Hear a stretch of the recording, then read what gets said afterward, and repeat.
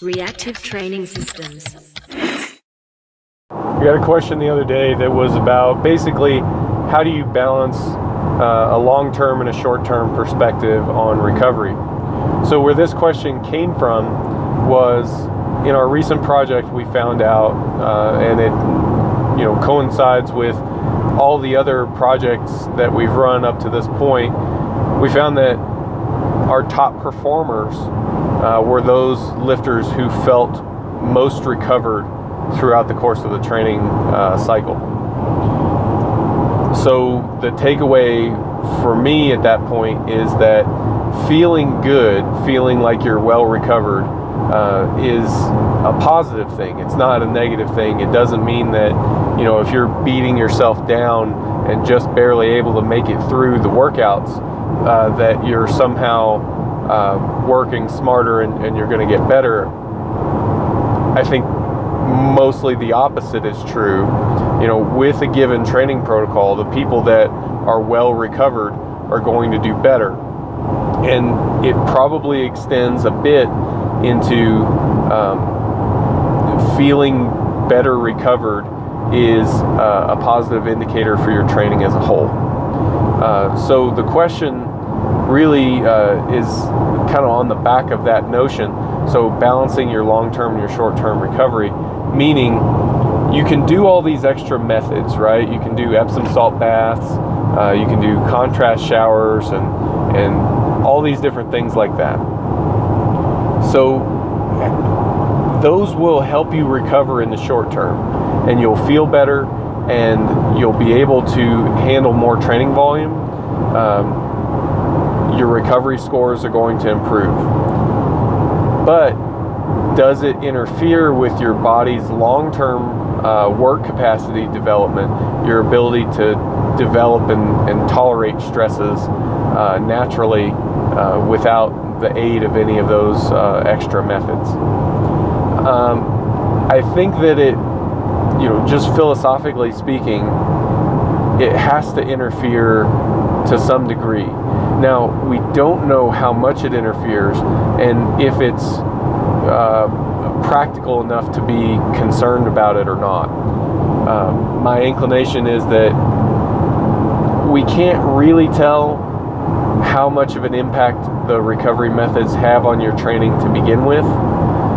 So chances of them disrupting your long-term work capacity, I would say, are it has to disrupt it to some degree, but that degree is probably very limited.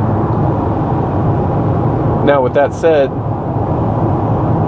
there's another aspect to this, which is just kind of the part of using these additional recovery modalities where you have basically adapted to it, and all of a sudden you're not responding as well to whatever the methodology is.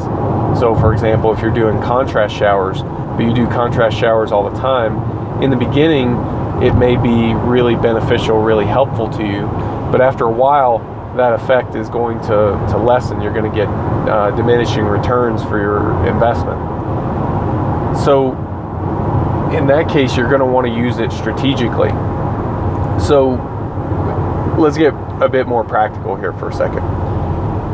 What should you do?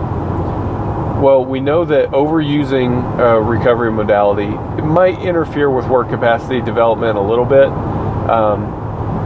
but it most likely will have some notable effects on the effectiveness of the recovery modality itself.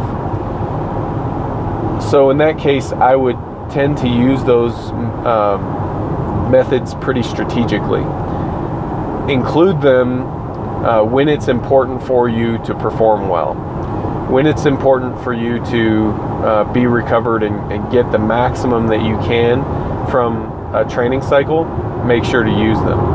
So what we're talking about are those greatest hits microcycles, greatest hits mesocycles that you put together that are, your surefire ways of adding to your total going into a major competition.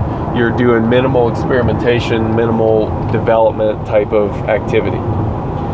Then you're going to want to break all these methods out so you can get the maximum benefit from all of those methods that you can.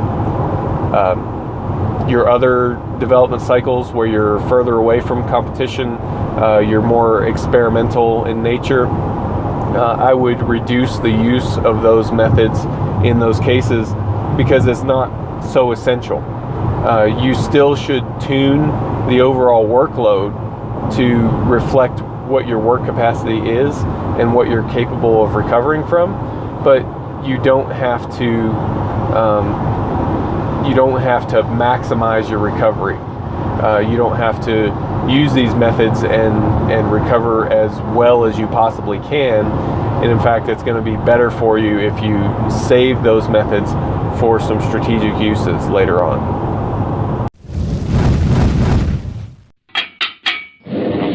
Reactive training systems.